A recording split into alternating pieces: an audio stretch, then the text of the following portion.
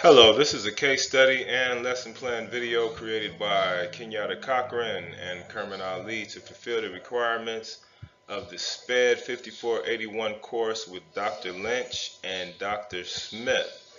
The focus of the case study is a 9-year, 11-month boy named Lee who has cerebral palsy, spastic quadriplegia. Lee is enrolled in School X special needs program. Lee has been diagnosed with related motor difficulties impacting his speech production, feeding, and causing receptive and expressive language delays. Our primary objectives for this case included an analysis of Lee's strengths and weaknesses, a description of the test and assessment results, a description of informal test results, the remedial plan, and lesson plans.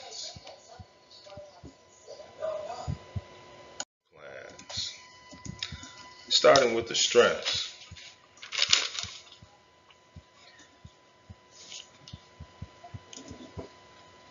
Lee is communicative and has the ability to use multiple forms of communication to get his point across. Lee can independently and effectively employ a combination of eye gaze, differentiated vowel sounds, arm movements to raise his hand, head nodding, shaking, emotional response, and verbal production of the word no. Along with his understanding of vocabulary, his concept knowledge, understanding of WH questions, comprehension, and his ability to incorporate messages that include negation has improved. He can also identify 10 primary colors in addition to 6 geometric shapes. Alright, Lee is attentive to what is going on around him. He enjoys church, cartoons, and he enjoys being read to, which is the gist of our lesson plans. Moving on to Lee's weaknesses, Lee is totally dependent on caregivers for all activities, daily living, and positioning. He also has limited reaching ability, limiting his ability to grasp objects that are far in reach. Lee's disability has relegated him to the use of a wheelchair for mobility. He has sporadic meltdowns when he feels envious of same-age peers that have normal abilities. Lee has difficulties with understanding how others feel and the ability to attend to a task for extended periods of time. So taking a look of the description of the informal test administered to Lee and the resulting remedial plan that we came up with. Lee took an assortment of tests, including the PIR Peabody Achievement Test that I'd like to speak about particularly because the arrows are green and pointing up in these areas, including the Peabody Vocabulary Test. Both tests he showed some promise. The PIR Peabody Achievement Test tested Lee's reading comprehension and recognition, showing that Lee could identify sight words pretty good. The Peabody Vocabulary Test found Lee to be performing just outside the average range for his chronological age level. Thus, we wanted to look at some research to find out what best fit Lee's remedial plan moving forward. Since he was doing well or competitive in the areas of vocabulary, and this Peabody test showed such improvements, we felt like a reading class like Lee would do well or be competitive in a reading class for 50 minutes a day with his same age regular education peers.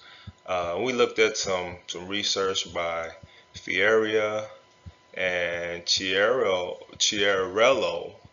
that both agree that to better serve people with severe disabilities, we need to incorporate some fun games. And so we looked at that.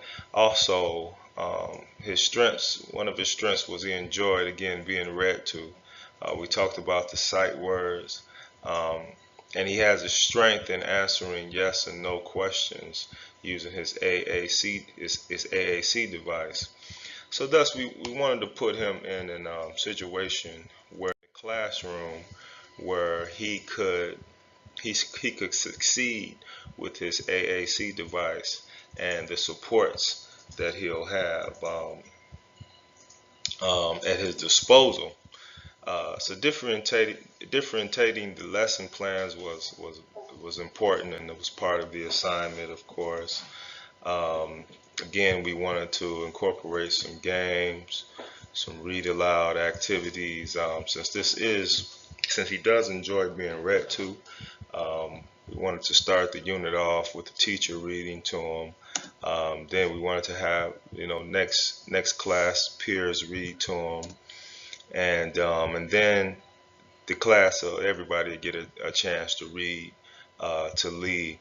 And of course, the lessons will be differentiated, so those performing in advanced levels and proficient levels will get more responsibilities, harder questions. We'll also have a school store set up in which Lee will run the school store and have the final say in whether or not someone gets the reward. Um, just to keep him involved, we thought it would be great. So in conclusion, as the cartoon implies, we as teachers would all love for our students to all be model students all the time. However, this is never the case, and we have to learn to adapt our classes in order to foster an environment in which we can get the best out of every student in our class. So, on behalf of Kenyatta Cochran, I would like to say thank you for viewing this video. I hope you enjoy the rest of your summer, and goodbye.